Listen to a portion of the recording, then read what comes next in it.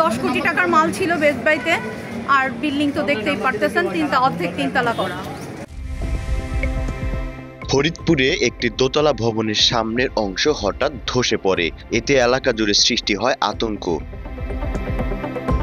গতকাল শুক্রবার বেলা 12টার দিকে শহরের নীলটুলি বাণিজ্যিক এলাকায় এই ঘটনা ঘটে। ধ্বংসের পর আশেপাশের ভবনগুলো থেকেও অনেককেই বেরিয়ে যেতে দেখা যায়। সকালবেলা আসার পর আমরা দেখতেছি একটু নড়বড়ে অবস্থায় আছে, দেখা যায় একটু হালকা ফাটল ধরছে, আমরা সবাই বের হয়ে গেছি। বের হয়ে যাওয়ার পর আমাদের 2-5 মিনিটের ভিতরে এটা এরকম হয়ে গেছে। মানে বাড়িওয়ালারা আসতে আসতে ওনারা ওনাদের সাথে ডিল করছে, আসলে আমরা ওরকম কিছু জানি না। আমরা আমাদের সেফটি নিয়ে আমরা বের হয়ে গেছি। আমাদের ক্ষয়ক্ষতি হয় না, কিন্তু আমাদের প্রোডাক্টের অনেক ক্ষয়ক্ষতি হয়েছে, যেটা এখন বলার মতো অবস্থায় নাই যে কত কি আসলে হয়েছে। কারণ হলো পাশে বিল্ডিং করাতে আপনার ওই সাইড থেকে মাটি কেটে গেছে, যার কারণে এই সাইডটা পুরো ধসে পড়ছে। মনিরা আহসানের মালিকানাধীন ভবনটি ভাড়া নিয়ে বেস্ট বাই নামের একটি শোরুম পরিচালিত হচ্ছিল। ভবনটির পাশেই নতুন একটি স্থাপনা নির্মাণের উদ্দেশ্যে কয়েকদিন যাবৎ মাটি কাটা সহ পাইলিং এর কাজ করছিল সঞ্জয় সাহা।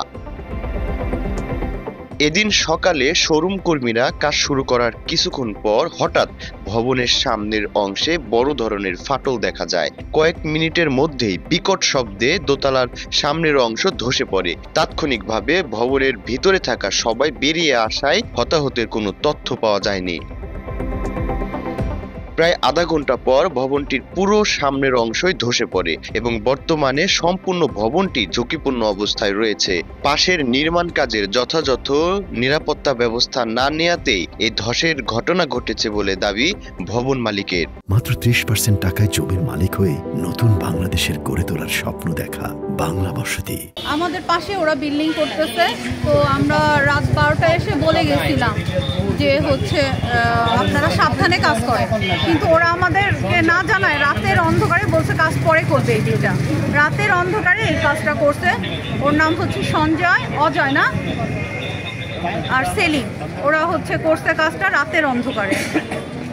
আপনাদের কি পরিমাণ ক্ষতি হয়েছে? আমাদের 10 কোটি টাকার মাল ছিল বেস্ট বাইতে। আর বিল্ডিং তো দেখতেই পারতেছেন, অর্ধেক তিনতলা করা। তিনতলা বিল্ডিং মানে দোতলা কমপ্লিট, অর্ধেক আর উপরের তিনতলা গাঁথনি করা। মোটামুটি এখনো তো অভিযোগ দায়ের হয়নি। 10 কোটি টাকার মতো। হ্যাঁ, 10 কোটির মাল ছিল, আমার মালই ছিল 10 কোটি টাকা। আর ভবনের তো দাম বুঝে নিয়ে সব মিলিয়ে কত হতে পারে? সব মিলে তো আমাদের 20 কোটি টাকার উপরের মানে ক্ষয়ক্ষতি হচ্ছে।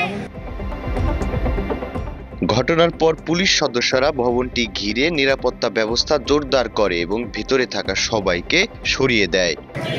আসার পরে আমরা আইন শৃঙ্খলা পরিস্থিতি স্বাভাবিক রাখার চেষ্টা করছি এবং আইসা দেখছি আমরা কোনো যানের কোনো ক্ষতি হয় নাই, আর বিল্ডিংয়ের ক্ষতি হয়েছে। আইন শৃঙ্খলা পরিস্থিতি স্বাভাবিক আছে। আমাদের পক্ষ থেকে সেফটি এবং সিকিউরিটি দেওয়ার চেষ্টা করছি। ধন্যবাদ। এইখানে কোনো অভিযোগ পেয়েছেন কিনা বা অভিযোগ পেলে ব্যবস্থা নেবেন কিনা আপনারা? আমরা এখনো লিখিত অভিযোগ পাইনি। লিখিত অভিযোগ পেলে প্রয়োজনীয় আইনগত ব্যবস্থা গ্রহণ করা হবে ইনশাআল্লাহ। শরীফুল ইসলাম, বাংলা এডিশন, ফরিদপুর।